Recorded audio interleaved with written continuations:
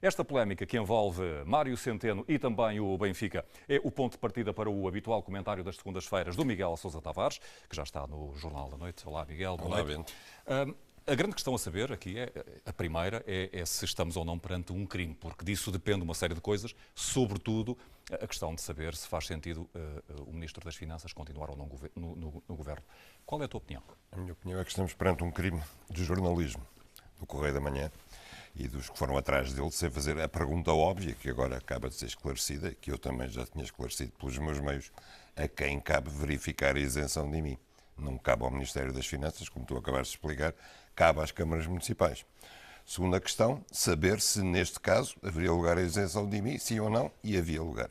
Portanto, não existe crime nenhum da parte do Ministro das Finanças.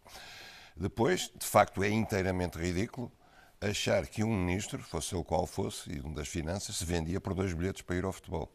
Terceiro, é absolutamente demagógico imaginar que um ministro tem que ir ao futebol para uma bancada. O Ministro das Finanças tem que ir ao futebol para uma bancada e expor-se, a tudo aquilo que a gente pode imaginar que pode acontecer num estádio de futebol, sobretudo com o Ministro das Finanças, que não é normalmente uma figura muito popular, sobretudo para quem paga impostos. E, portanto, teríamos que chegar à conclusão que ser membro do Governo implica também ter que deixar de ir ao futebol, ou seja, perder aquilo que é um direito de um cidadão normal. Nós, portanto, estamos perante uma polémica que não tem razão de ser, mas que já causou danos. Causou danos internacionais, como vimos, causou danos não só à figura do Ministro, pessoalmente, mas causou danos também institucionalmente à figura do Presidente do Eurogrupo e a Portugal. E eu acho tudo isto uma coisa absolutamente lamentável, lastimável, e infelizmente é assim que se vai fazendo algum jornalismo, alguma coisa que se classifica como jornalismo. E, portanto, faz-te sentido a frase do Primeiro-Ministro dita esta tarde, que em circunstância alguma Mário Centeno sairá do Governo?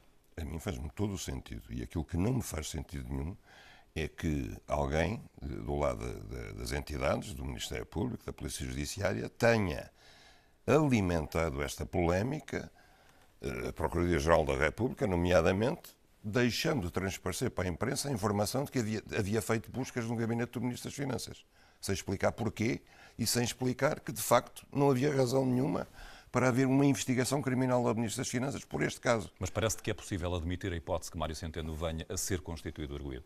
Bem, toda a gente pode ser constituído arguido neste país e por qualquer razão, sem razão ou sem ela. Toda a gente pode ser constituído argudo. E nesse cenário faz sentido manter o Ministro? Se o caso é apenas este, se os dados que podem existir são estes, se as suspeitas são estas, não é possível constituí-lo arguido. Só um ato de perfeita loucura é que o constituiria arguido. E aquilo que eu não acho admissível, de facto, é os termos em que a notícia é posta a circular e ser alimentada pelo Ministério Público essa desconfiança.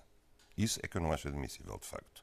E qualquer dia, Bento, qualquer dia, não há ninguém no seu perfeito juízo que queira governar este país. Ninguém. Apenas alguém que, de facto, queira ir para o Governo, para depois sair do Governo e, por exemplo, e fazer negócios com Angola ou coisas do género. Tem-se relacionado este caso com a admissão dos 3 secretários de Estado que receberam bilhetes da Galp para ir a Jogos do Europeu. São casos diferentes, da tua opinião? São casos completamente diferentes. Aí, quer dizer, a meu ver, são casos completamente diferentes. Não estamos perante um caso de corrupção, também nesse caso. Estamos perante um caso de imponderação política. Havia um conflito entre as finanças e a Galp, um conflito claro, e eles não podiam aceitar um convite de um contribuinte que estava em litígio com as finanças. E iriam decidir sobre essa matéria. Aqui não há caso entre as finanças e os contribuintes. O caso, como tu explicaste, as finanças limitam-se a receber uma notificação da Câmara e a meter aquilo dentro do sistema. O contribuinte tem que pagar ou não tem que pagar. As finanças notificam para isso, mas em função dos dados que a Câmara Municipal lhes manda.